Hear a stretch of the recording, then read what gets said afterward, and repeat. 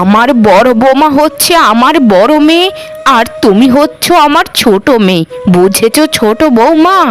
আমি সব সময় চাই রে মা, তোমরা দুজন সারা জীবন একসাথে মিলেমিশে থাকো। তোমরা দুজন যদি মিলেমিশে সংসারটাকে আগলিয়ে রাখো, তাহলেই আমি মনে শান্তি পাবো। মা, আপনাকে আমি কথা দিলাম, আমি কোনো দিনও অভিযোগ করার সুযোগ দেবই না আপনাদেরকে। আমি সবসময় আপনাদের এবং এই সংসারটাকে আগলিয়ে রাখার চেষ্টা করব, যেন আমাদের সংসারে কারো কুদৃষ্টি কোনো দিনও না পড়ে। আপনি শুধু আমাদেরকে আশীর্বাদ করুন মা, আমরা যেন সারা জীবন মিলেমিশে থাকতে পারি। আমার সবটা আশীর্বাদ তো তোমাদের জন্যই মা। আমি জানি ছোট বৌমা, তুমি তোমার বাবা মায়ের একমাত্র সন্তান ছিলে, তাই কাজ একটু কমই পারো। তবে চিন্তা করো না মা, তোমার এত কাজ এই সংসারে করতে হবে না। আমরা তিনজন মিলে যদি মিলেমিশে কাজগুলো ভাগ করে নিই, তাহলেই সব ঠিক হয়ে যাবে। শুধু তুমি যা না পারো সবগুলো আমাদেরকে বলো, আমরা সুন্দর মতো বুঝিয়ে দেব তোমায়। মা, আপনি একদম চিন্তা করবেন না, আমি যেটা না পারবো আপনার থেকে, না হলে বড় দিদিভাইয়ের কাছ থেকে শিখে নেব। আসলে আমি কত ভাগ্যবতী যে এরকম একটা শ্বশুর বাড়ি পেয়েছি। আমার মতো এরকম ভাগ্য কজনেরই বা হয়। মা, অনেকটা তো বেলা হয়ে যাচ্ছে, এখনো তো সকালের খাবার তৈরি হয়নি। আচ্ছা বৌমা, তাহলে তুমি একটা কাজ করো, বড় বৌমাকে নিয়ে রান্নাঘরে একটু সামলিয়ে কাজগুলো করে ফেলো। তোমরা দু যা এরকম ভাবে মিলেমিশে থাকবে যে মানুষ যেন মনে করে যে তোমরা আপন দু বোন, বুঝেছো? আমি তো এই বাড়িতে এলাম মাত্র 2 দিন হলো মা, সেদিন থেকেই দিদিকে আমি নিজের বোন মনে করি।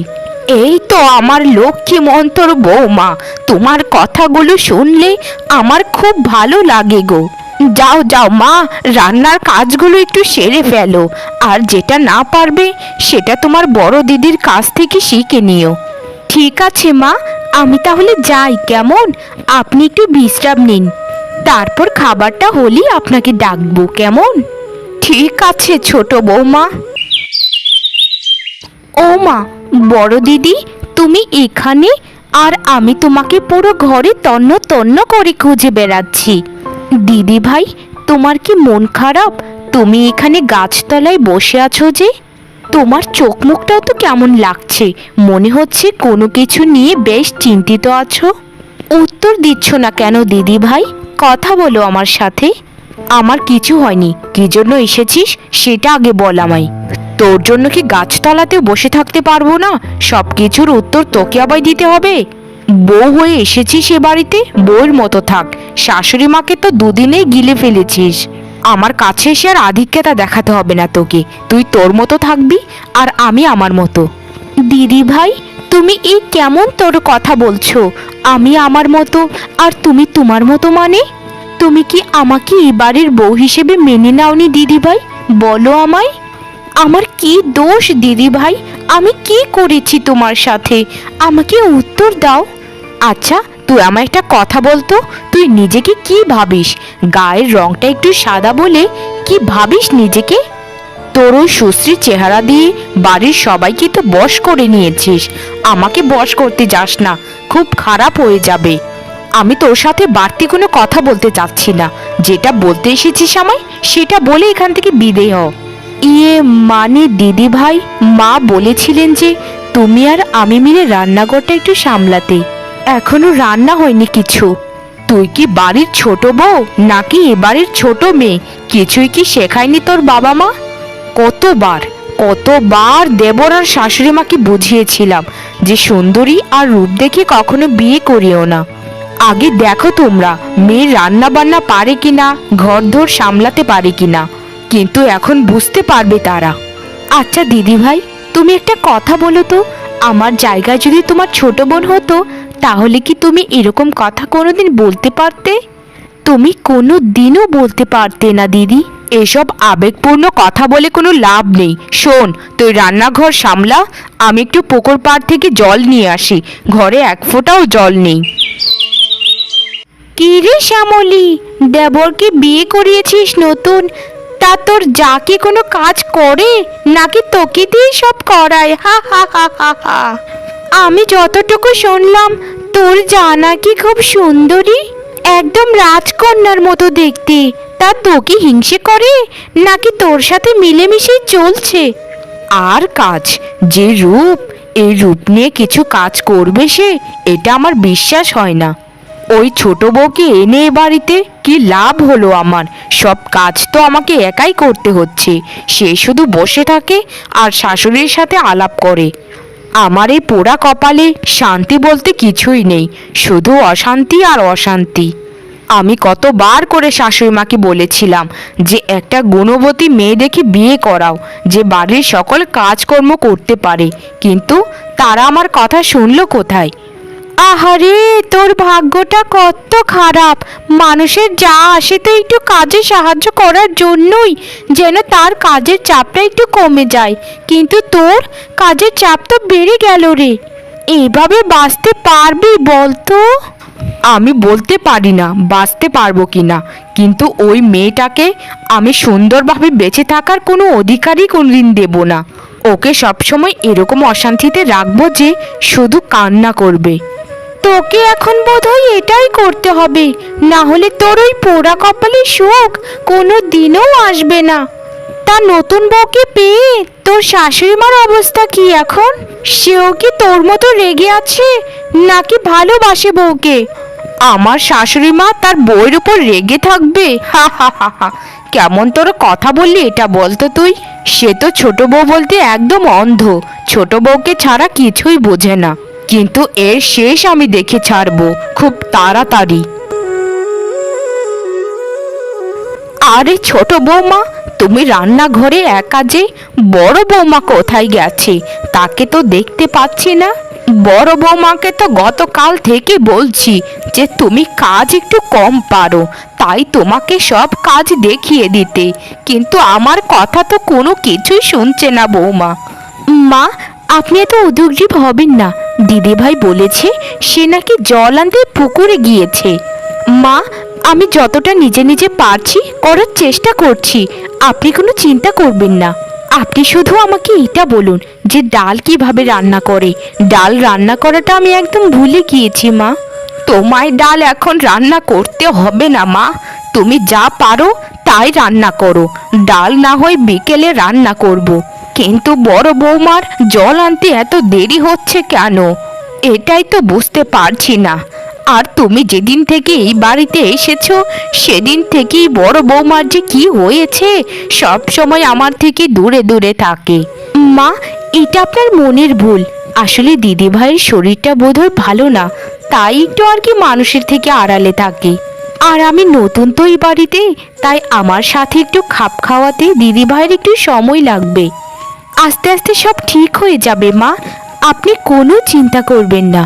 চিন্তা কি আর সাধে করি গো মা? চিন্তা এমনিতেই চলে আসে মাথায়। মা, একদম চুপ থাকুন তো, এসব কথা বলবেন না, শুধু দেখতে থাকুন মা। একদিন দেখবেন দিদি ভাইয়ের সাথে আমার এরকম সম্পর্ক হয়েছে যে আপনি বিশ্বাসই করতে পারবেন না। আরে ছোট, তুই এখানে খাবার খেতে বসলি যে, ঘরে কি আর জায়গা নেই খাওয়ার? তুই কি জানিস না যে আমি একা একা খেতে খুব পছন্দ করি, মানুষের সাথে খাবার খাই না কখনো? যা যা, ওঠে তোর ঘরে যা, ওখানে গিয়ে খাবারটা খেয়ে নে। দিদি ভাই, তোমাকে আমি কথা দিলাম আজকের পর থেকে তোমার সাথে বসে আর খাবো না, শুধু আজকের দিনটা তোমার সাথে বসে খেতে দাও। যদি তোমাকে আমার ছোট বোন মনে করো তাহলেই তোমার আর অস্বস্তি লাগবে না আমাকে দেখে। আর শোনো দিদি, আজকের খাবারটা কিন্তু আমি রান্না করেছি, তাই খেয়ে কিন্তু আমায় বলবে যে কেমন হয়েছে। তুই খাবার রান্না করেছিস? ছে ছে ছে ছে ছে, তোর হাতের খাবার আমি খাবো? তুই ভাবলি কি করে? তোর এত বড় স্পর্ধা, আমাকে না জানিয়ে তুই তোর হাতের খাবার আমার সামনে বেড়ে রেখেছিস। এমনিতেই কিছুই তো পারিস না, তার উপর আবার খাবার রান্না করেছিস। সেটা যে খেতে কেমন হবে সেটা আমার থেকে ভালো আর কেউ জানে না। তোর খাবার তুই খা, আমি গেলাম এখান থেকে। দিদি, এটা তুমি কেমন কথা বলছো? আমার হাতের খাবার খাবে না মানে? আমি তোমার কি ক্ষতি করেছি বা কোনো দোষ করেছি কি যেটার জন্য আমার উপর এত রেগে আছো? আমি যতই চাচ্ছি তোমার কাছে যেতে তুমি আমাকে দূরে ঠেলে দিচ্ছ। আমি কিছুই বুঝতে পারছি না দিদি, তুমি কি আমাকে পছন্দ করো না? পছন্দ অপছন্দের ব্যাপারটা এখানে আসে কেন? আমি কাকে পছন্দ করব নাকি অপছন্দ করব এটা আমার ব্যক্তিগত ব্যাপার। সব কিছু তোকে বলে কে করতে হবে নাকি? শোন, আমি ভালোই ভালোই বলছি, খাবারগুলো চোখের সামনে থেকে নিয়ে যা, না হলে কিন্তু লাথি মেরে খাবারগুলো ফেলে দেব। না না না দিদি, আমাকে এই পাপের ভাগীদার করো না, খাবারের উপর লাথি দিও না, এতে বড্ড পাপ হয় গো। আচ্ছা দিদি, আমার খাবার তোমায় খেতে হবে না, আমি এগুলো তোমার চোখের সামনে থেকে নিয়ে যাচ্ছি। যাওয়ার আগে তোমায় একটা কথা বলি দিদি, আমি যদি না জেনে তোমার মনে কোনো কষ্ট দিয়ে থাকি তাহলে আমাকে ক্ষমা করে দিও। হয়েছে হয়েছে, আর তোরে তো ভালো সাজতে হবে না। এত আদিক্ষেতা কোথা থেকে শিখেছিস তুই? না না দিদি, আমি যাচ্ছি এই খাবারগুলো নিয়ে। আমি এই ছোটকে একদম সহ্য করতে পারছি না। আমি যদি এভাবে থাকতে থাকি তাহলে আমি পাগল হয়ে যাব। সে আসার আগে আমার সংসারটা কত সুন্দর ছিল, আমার শাশুড়ি মা আমাকে কত ভালোবাসতেন, কিন্তু আমার শাশুড়ি মা এখন সারাদিন শুধু ছোট বৌমা করে। আমার যেভাবেই হোক ওই কালনাগিনীকে এ বাড়ি থেকে তাড়াতেই হবে, না হলে আমার সংসারে কোনো দিনও শান্তি আসবে না। যা যা কালনাগিনী, আজ তোকে ছেড়ে দিলাম, কাল দেখতে পাবি আমার খেলা। আমি তোর সাথে এরকম খেলা খেলবো যে তুই এই বাড়ি ছেড়ে চলে যেতে বাধ্য হবি। আমার সুখের সংসারটাতে তুই আগুন জ্বালাতে এসেছিস তাই না? তোর শরীরেই আমি আগুন দেবো কাল।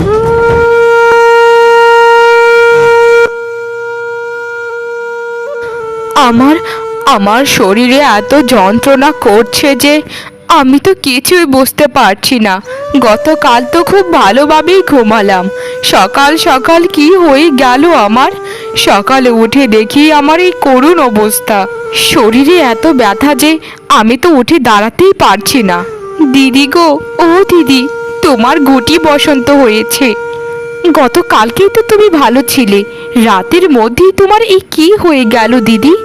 তোমার এই বসন্ত ছড়িয়ে পড়তে পারে, তাই মাকে আমি আলাদা ঘরে রেখেছি। মা বৃদ্ধ মানুষ, মায়ের কিছু হলে মা সহ্য করতে পারবেন না। দিদি, তুমি কোনো চিন্তা করো না, আমি বুদ্ধিমশাইকে খবর পাঠিয়েছি, তিনি এখানে আসবেন না ঠিকই, কিন্তু ওষুধ আমি নিয়ে আসবো ওনার থেকে। সবার কথাই তো বললি ছোট, কিন্তু তোর কথা বললি না। তোরও তো এ রোগ ছড়িয়ে পড়বে তোর শরীরে। যা যা, এখান থেকে চলে যা, না হলে তোরও শরীরে এ রোগ বাসা বাঁধবে। গুটি বসন্ত কতটা ভয়াবহ সেটা আমি জানি, কতটা ছোঁয়াছে। আমার কোনো ওষুধপত্র লাগবে না, তুই শুধু আমার থেকে দূরত্ব বজায় থাক। যা বোন, আমার জন্য তোকে কিছু করতে হবে না। দিদি ভাই, তুমি যখন আমাকে একবার বোন বলে ডেকেছ, বোনের দায়িত্বটা অন্তত পালন করতে দাও আমায়। আমাকে তোমার সেবা করতে দাও দিদি ভাই, আমাকে না করো না, তোমার পায়ে পড়ি। আমি যদি তোমার সেবা না করি তাহলে কে করবে বলো তো? তোর কথাগুলো শুনে আমার বুকের ভেতর ঝড় বইছে। আমি কার সাথে এতদিন পর্যন্ত খারাপ আচরণ করেছি? হায় রে আমার পোড়া কপাল, আমি চার দিক দিয়ে হতভাগিনী। আরে রানুদি, তুমি এখানে এতদিন পর কোথা থেকে এলি বলো তো? কতগুলো দিন হয়ে গেল তুমি আমাদের বাড়িতে আসো না, আমাদের সাথে কথা বলো না। এসো দিদি, ঘরের ভেতরে এসো, দূরে দাঁড়িয়ে রইছো যে? আমার তো ঠেকা পড়েছে, তোদের ঘরের ভেতরে যাই আর আমার ওই গুটি বসন্ত হোক, তাই না? তোকে আমি কিছু কথা বলতে এসেছি, তাই কথাগুলো বলি এখান থেকে চলে যাব। এখানে এক রত্তি বসার আমার জো নেই। আমি শুনেছি যেদিন থেকে তোর বড় যা অসুস্থ হয়েছে সেদিন থেকেই তুই না খেয়ে না ঘুমিয়ে সেবা করে যাচ্ছিস। এগুলি কি ঠিক কাজ করছিস তুই? এটা তুমি কেমন তোর কথা বলছো গো রানুদি? আমার বড় যাকে আমি সেবা করব না তো কে করবি তার সেবা? যতই হোক দিদি, সে আমার বড় যা, আমার বড় বোনের মতো। তুই কি জানিস তোর ওই বড় যা মানুষের কাছে তোর নামে কত খারাপ খারাপ কথা বলেছে? তোকে তোর ওই বড় যা কত চেষ্টা করেছে বাড়ি থেকে তাড়ানোর। তোর ওই খারাপ যাকে একদম সেবা যত্ন করবি না, বুঝেছিস? রানুদি, বড় দিদির মতো যদি আমিও হয়ে যাই, তাহলে দিদি আর আমার মাঝে পার্থক্য কোথায়? তুমি যাও রানুদি, আমার এখন কাজ আছে। তুমি পরে এসো যখন দিদি ভালো হয়ে যাবে। আমি যাই দিদি, কেমন? হায় রে বিধাতা, কেন আমার বড় দিদিকে এত কষ্ট দিচ্ছ? এত এত জড়িবুটি ওষুধ খাওয়ালাম, তবু তো দিদির কিছুতেই কিছু হচ্ছে না। সুস্থর তো নামই দেখছি না। দিদির শরীর দিনকে দিন শুধু খারাপই হচ্ছে। না না না না, আমার যেভাবেই হোক কিছু একটা করতেই হবে। দিদিকে সুস্থ করার একমাত্র মাধ্যম হচ্ছে সাধু বাবার জঙ্গল। আমার মন বলছে ওই সাধু বাবার কাছে কিছু একটা তো সমাধান হবেই। এটা কোনো ভাবার সময় নয়, আমি এখনই রওনা দেব।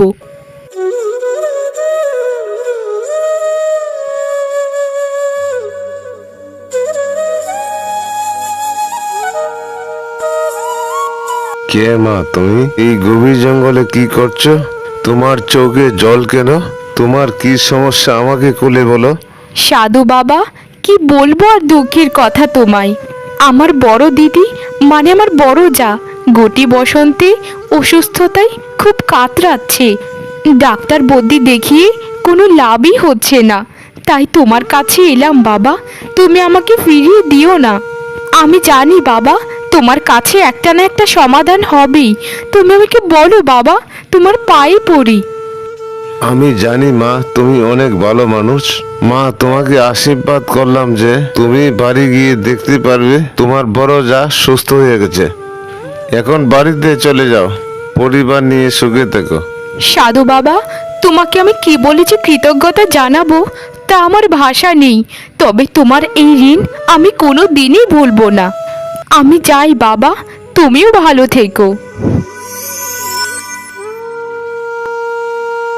ছোট রে, এই ছোট, আমাকে তুই ক্ষমা করে দে ছোট।